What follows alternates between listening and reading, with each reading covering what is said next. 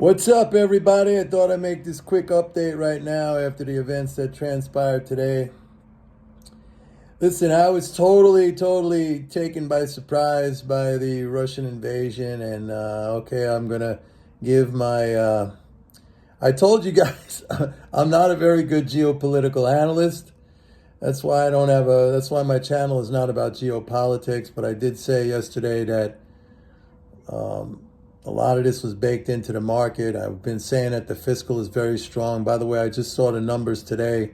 We're tracking now a 625 billion month for the month of February, and that's even with the delay in IRS tax payments. So it's going to be a big month, and that IRS tax refund delay is going to flow. Those payments will flow into March, which should give March a big day. I don't want to get into my personal politics on the situation because I know it's very divided, but I'll just say that, watching what happened today, it took me by surprise, but, it is what it is. I'm not gonna discuss my view. Some people get upset. I'm going to stick to the economics. But today, as a trader too, let me tell you, as a longtime trader myself, today was a classic example of buy the rumor, sell the news. That you might have heard about that. That's what we say on Wall Street.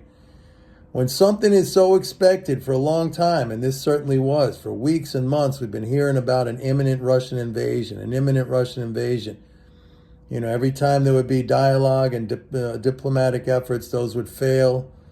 And the tensions were ratcheted up, the headlines. How many times have I talked to you guys about headline trading and the problem with that? And you lose perspective. You lose sight of the big picture.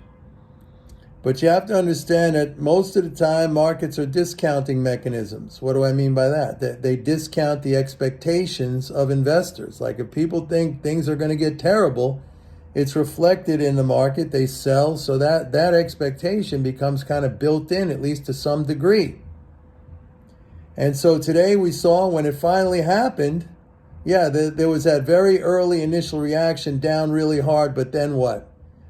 Market rallied, the market recovered. I mean, there was nowhere, it couldn't go any lower because you had such tremendous short interest now. People were so hedged with puts.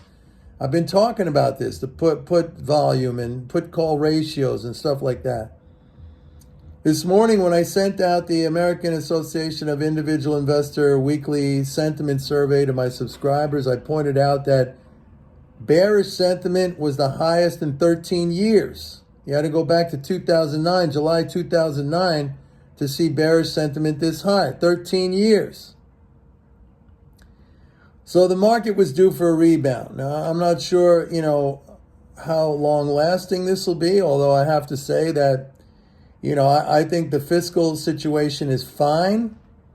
625 billion or whatever this month is going to end up to be is going to be a very strong month. And even if it comes down a little bit in March and through the remainder of the fiscal year, we're still going to be, like I've been telling you, we're still going to be at least 20, maybe even 50 or 60% above the monthly flows that were, normal in the pre-pandemic period. And that was enough to keep the economy growing at a, 2.5% to 3.5% pace. And there's nothing wrong with that. And by the way, that's not inflationary. Also, did you see what happened to gold today? Did you see what happened to oil today? Oil was up over $100. There were reports coming in that Russian oil was being offered. That's the Ural crude was being offered at $11 below Brent. And I sent out an email to my subscribers saying that basically equates to like a $90 to $92 WTI price. And, we were like at 100, and where did it go down to? It went down to 92. So the Russians are discounting their crude because they're afraid they're not going to be able to sell it. Who's going to be the beneficiary of that? Well, obviously the Russian people, because it's their bounty, it's their energy. I always say exports are a cost. Why do you send away your exports? But who else is going to be a big beneficiary of that? It's going to be the Chinese. they're going to buy a lot of that cheap oil. Americans are not going to be able to get their hands on it because we're sanctioning Russia 6 ways to Sunday. And so that's the other thing, like the extent to which, I mean, if you want to make a negative case, I mean, Ukraine's done. I mean, the Russians will have Kiev if they haven't taken it already, but by tonight they'll have Kiev.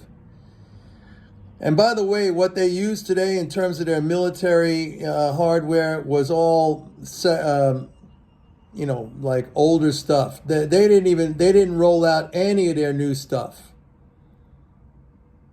That's still on the shelf. I mean, they've been using older generation stuff, these Iskander missiles and other things that they were using. Those things have been around for 16, 20 years. The new stuff, they didn't even touch the new stuff. They didn't do cyber warfare. I mean, there's a lot of stuff. This is not, folks, this is not Boris Yeltsin's Russia. I mean, this is the new Russia. And when you're talking about fighting, these guys are the heavyweights. NATO's not a heavyweight, folks. Maybe the United States is a heavyweight, but NATO itself is not a heavyweight. At best, it's maybe a middleweight. Probably a lightweight if you look at the countries, aligned in it. These guys are heavyweights, man. They went in there within an hour and a half. They took out the entire Ukrainian army. I don't know where Zelensky is right now, but he's probably looking to get out. I don't know. Let's get back to the market. What I was saying was we got strong fiscal. If this is indeed the bottom of this sell-off, and it may very well be, I want to see what's going on with positions and open interest when we get that tonight with the S&P. But if this is the bottom, and given the amount of pessimism and negativity and short hedging that is built into this market right now, and given how strong the fiscal is, we could see one heck of a rally, let me tell you. And we still have to deal with the Fed on February 16th. And, that's another thing that's baked in, I think, for the most part. But we'll see. But again, I mean, I was mocked here in the comments last night because I said, you got to buy below 42.12 on the S&P basis that March S&P futures. That's exactly what I said. And, right away, I love it because right away you get these people, oh, it's down immediately after he said that. So, you're wrong. Give it a minute, okay? Give it a minute. Oh, MMT's wrong. It failed miserably. Folks, MMT is just a description of how the monetary system works. It doesn't fail. It's like saying physics failed miserably. I mean, physics just explains matter in the universe. What failed on MMT? I mean, MMT would tell you through its understanding that if you have a lack of oil or energy or real assets, regardless of the reason why, whether it's an exogenous event or war or just you run out of it, then yeah, you're going to have problems. I mean, you can't grow. You might have inflation. I mean, there's going to be problems. MMT would tell that to you. Also, MMT would say, look, if you had a fiscal response now, the shock to the economy would be less. Maybe, because if we're still going to be dealing with an energy shortage or natural resource shortage, folks, Russia's a big exporter. Don't just think of energy. I mean, they export a huge amount of fertilizer. You need fertilizer for food, to grow food. Wheat they export. They export strategic metals. I don't know if Boeing can manufacture airplanes without titanium. But Putin said he was not going to harm the global economic system of which Russia is a member. So he's still taking, I mean, he could have went scorched earth and said, all right, that's it. We're shutting off the gas to Europe. We're ending all exports of fertilizer. I mean, this idea that Russia needs foreign currency, I mean, they're already got de-dollarized. They hold zero treasuries. I don't even know how much U.S. dollar financing their banks are tied to. I think it's these sanctions are kind of bullshit. I don't know.